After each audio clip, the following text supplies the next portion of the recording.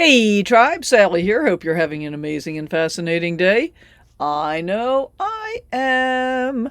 I can't quite believe this, but this is episode 22 of the Monday Milepost Mailbag.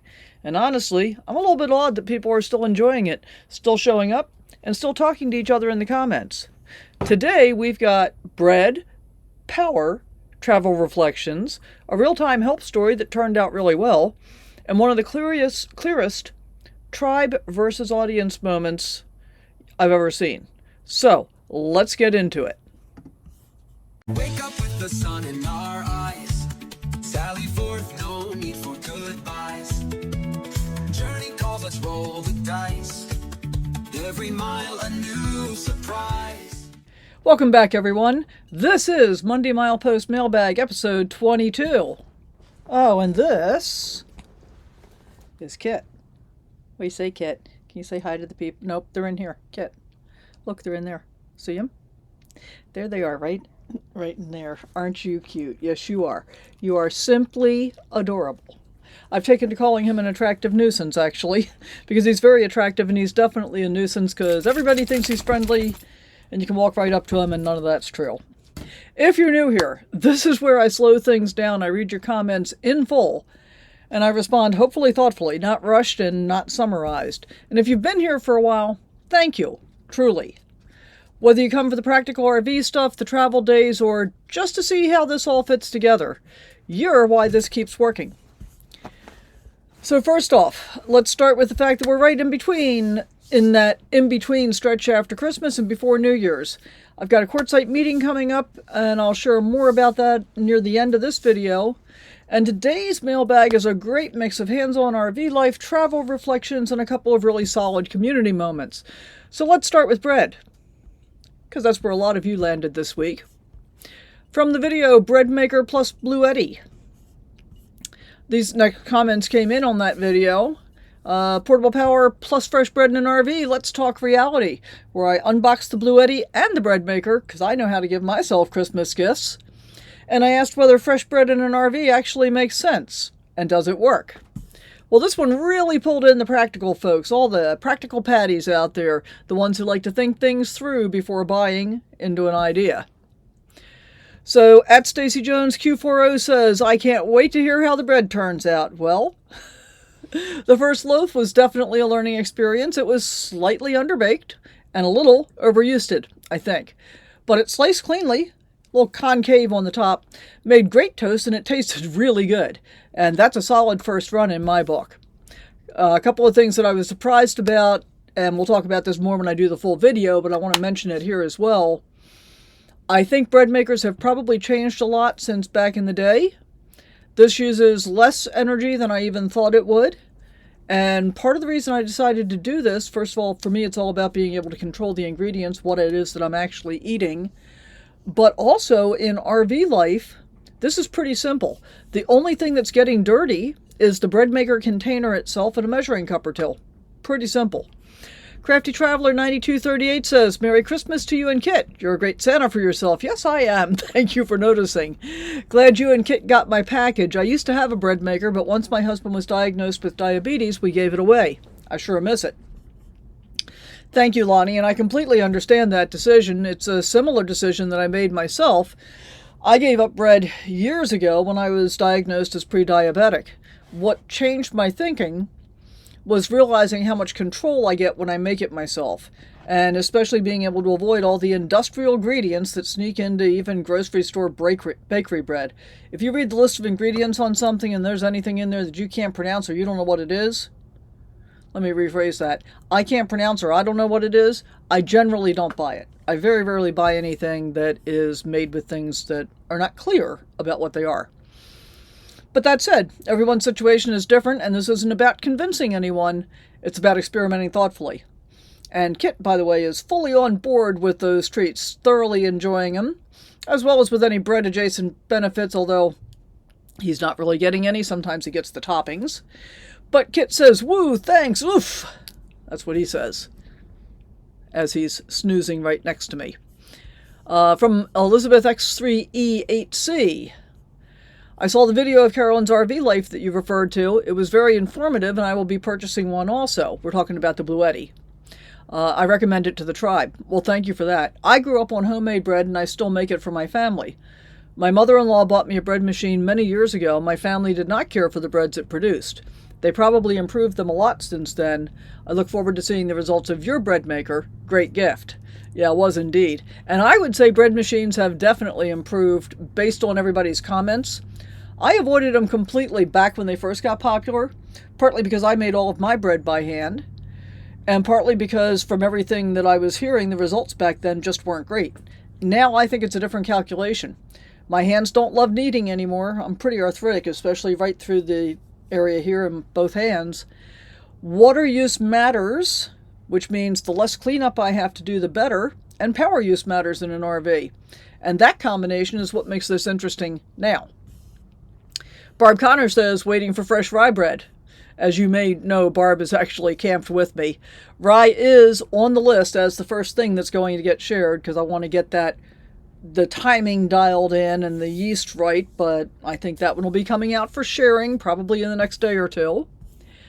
Lisa Roth says, enjoy your new toys. Thank you. I do tend to collect the practical kind of toys, the ones that earn their keep, and they're worth keeping. And here's an upcoming tease for you. The next bread video is going to show the entire process from start to finish, and I'll be using the Bluetti to power the bread maker so that we can see exactly what the power draw looks like in real time. I think this one should speak to both the show me the numbers crowd and the is this actually doable crowd. Staying in that practical lane, here we've got a few comments that came in around power and gear tweaks, the kind of stuff that often makes a bigger difference than a shiny upgrade. Donald Sewell 7876 says, fat tires work better. What he's talking about here is my e-trike that I got a rear flat tire on. And they probably would, but that's not what I have. And I did quite a bit of research before I bought this e-trike, and I knew that there would be some trade-offs between super fat tires and not. But I called Electric, and they confirmed that my tire pressures were still too high for the desert, so they recommended dropping them closer to about 30 psi, even though the sidewall lists 36 to 60 psi as the range for these tires. It's a good reminder that manufacturer guidance usually beats assumptions. And speaking of, good manufacturers, Electric is sending me a new tube. They certainly did not need to do that at no charge. In fact, I think it arrived, today is Monday. I think it arrived on Saturday, but my mail service is closed until Tuesday. So hopefully I can get it tomorrow, and then we can get that taken care of. Patty A1679 says, Merry Christmas. I hope the 12-volt charging cord works for you. When I tried to use the 12-volt to charge my Bluetti 800-watt, it blew the 12-volt fuse in my truck. Not sure why they send 12-volt chargers for the bigger power banks. And that's a really helpful thing to hear, guys. When I read the comment, I went and did a little research. Sorry, I need a little iced tea here. So I did a little research, and apparently my chassis outlet is rated at up to 20 amps, and the Bluetti cable that I could have purchased from Bluetti was rated at 13 amps. Did a little more research, and I ordered a third-party cable that's rated higher at about, I think it's 15 amps to be safe. That'll be here in a few days, and I'll test that. Once I go out and drive around, I'll plug it in just to, see how that works. But this is exactly the kind of detail that people miss until it bites them. So we'll see whether or not this actually works. For me, the whole 12 volts outlet in the chassis is really a backup for the backup for the backup for the backup. Did I get that right? Let's see. Solar first. Charge my batteries. Bluetti fully charged. 12 volt outlet. Backup, backup, backup. 3 backups. That's where we are. Had to do it. I'm sorry. Chris and 2 Shih Tzus says, I have the same Bluetti and I love it. That's really reassuring to hear. Thank you for sharing that. Gimbal Girl says, excited to see how your new power station is working out. I've had issues with mine this past week. Not a Bluetti. I have to send mine back to get a replacement. Ugh. That's really frustrating. Hopefully the replacement goes smoothly. Power reliability matters so much when you're living in a small space. And for me, because this is a backup to my backup to my backup, well, that would be the 12-volt cord.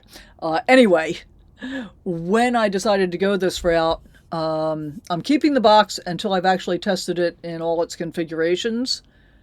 And then I'm throwing the box away because I don't have room to carry around a box for that thing with me. I'm not going to do it. And so, I said that actually I might have a way to carry it.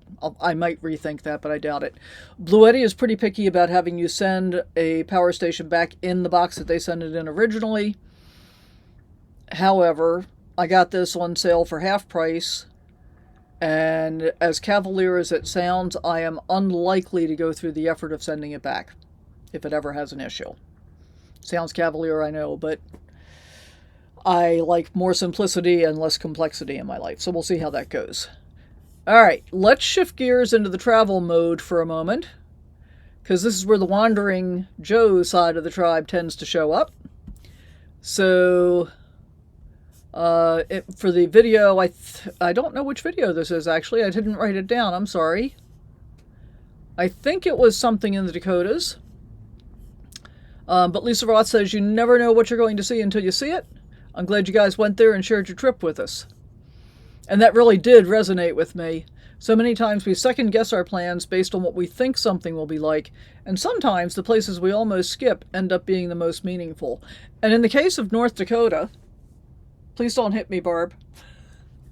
When we were setting up this trip to begin with last summer, Barb had everything lined out that did not include North Dakota.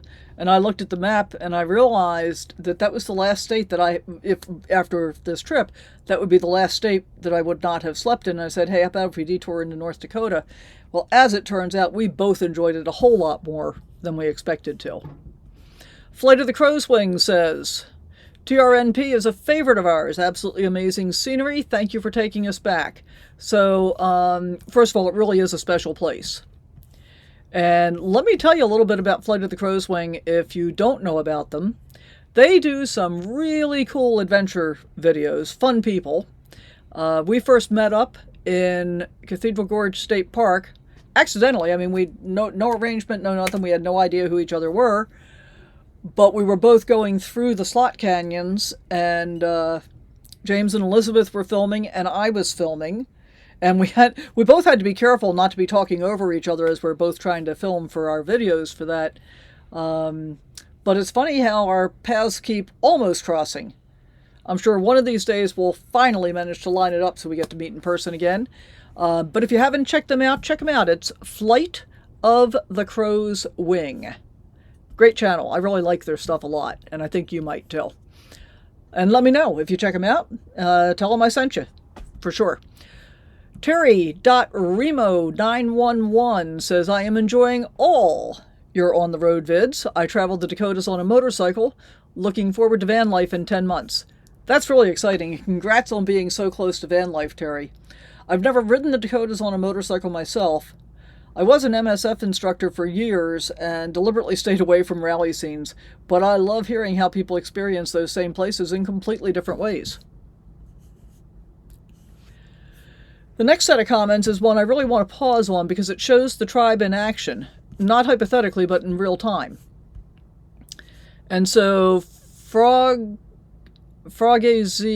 on Button Up 950, I probably got that completely wrong, says, I'm in Quartzsite day 2 and also first timer, and my solar panel is not charging my house batteries and I need help. Any mobile cert RV tech you could recommend?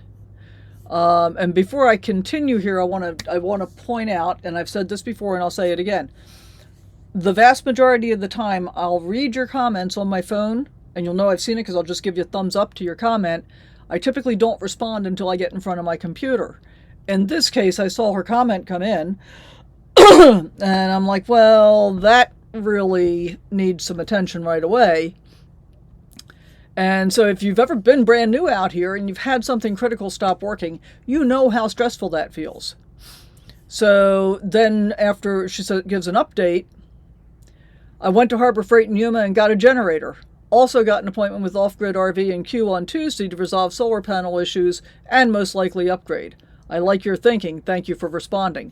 Because I suggested one of her comments was, well, I guess I'll get some ice chests and ice until I can get this resolved. And I said, before you do that, you might want to go down to Yuma and buy a generator at Harbor Freight, because you might find a lot more use for that, and it's a lot cleaner than messing around with ice cubes and ice chests. So I don't like to spend money on things that you don't need to spend money on, but if you can figure out a way to carry it, you can always find a way to use a generator. That's my thought.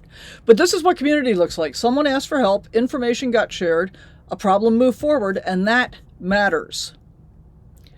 And so in the end of this string of comments, she said, I said, you know, we've got a meetup coming up. Hope I get to meet you there, after we had resolved her issue to the best that we could at that point.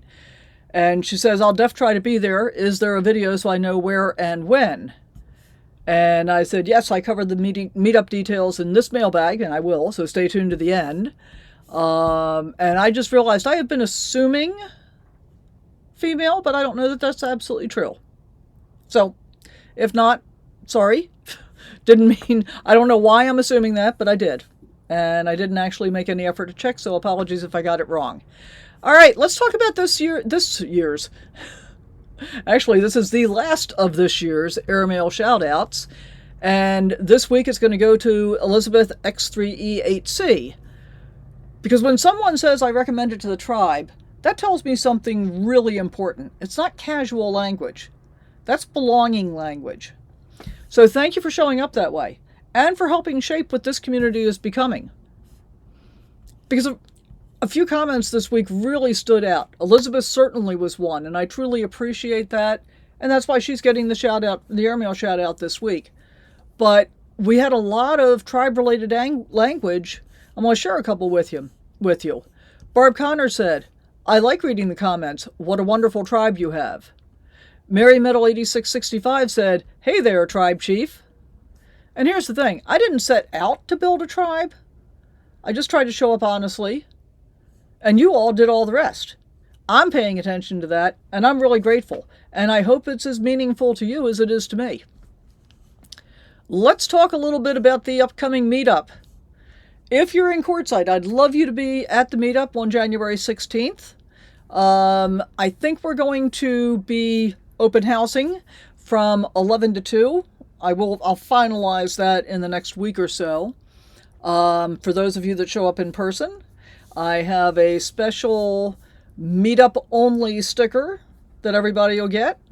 And I hope you can be there, because I think that'll be super, super cool. It is the day that lands between the end of the RTR, that's the Rubber Tramp Rendezvous, if you don't happen to know what that is, and the beginning of the Big Tent. And I guess let me talk about both of those for just a minute.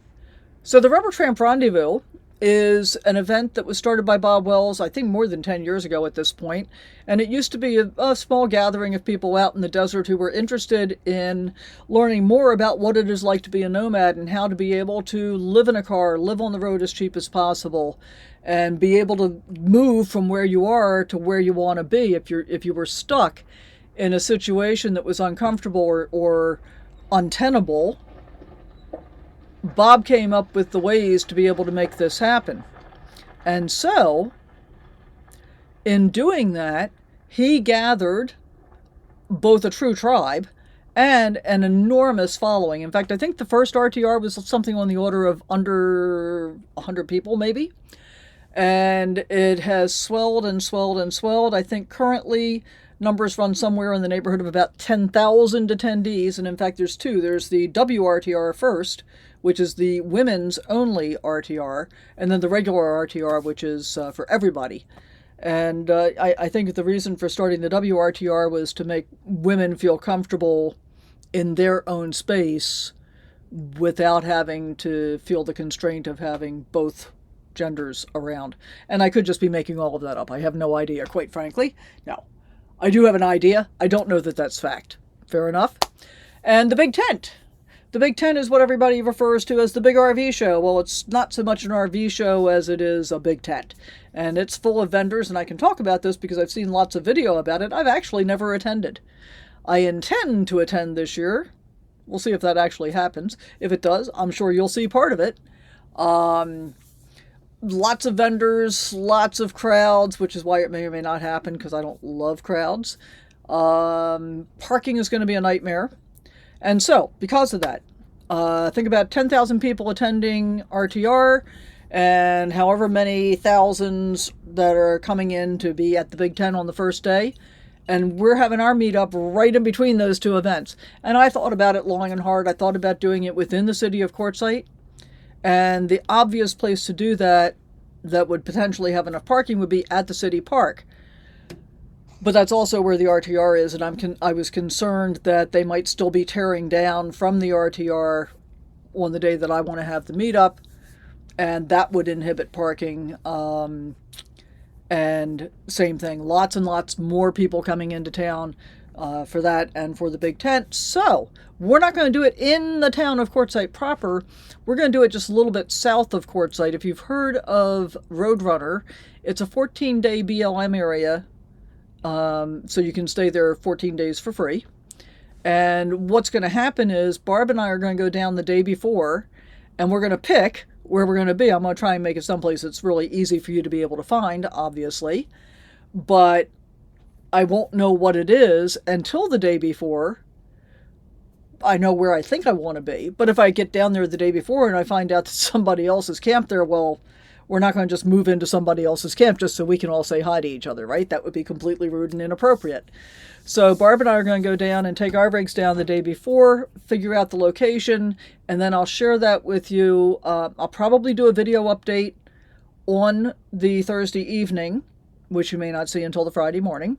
I think it's Friday. Pretty sure it's Friday on the 16th. And I'll do a community post. I'm setting up a Facebook event, and you'll be able to see updates there as well. I'll put a link to the Facebook event, probably in a pinned comment on this video, I think. Yeah, I think that's what's going to happen. So that's what I have to share with you for right now. I'm pretty excited about it. I hope you are too. I'm really looking forward to seeing you. Leave a comment if you think you're going to be coming. That'd be awesome. Thank you for being here. Thank you for commenting. Thank you for helping each other, and for making this mailbag worth continuing. Thank you for being a part of the tribe. We'll see you next week. Bye for now.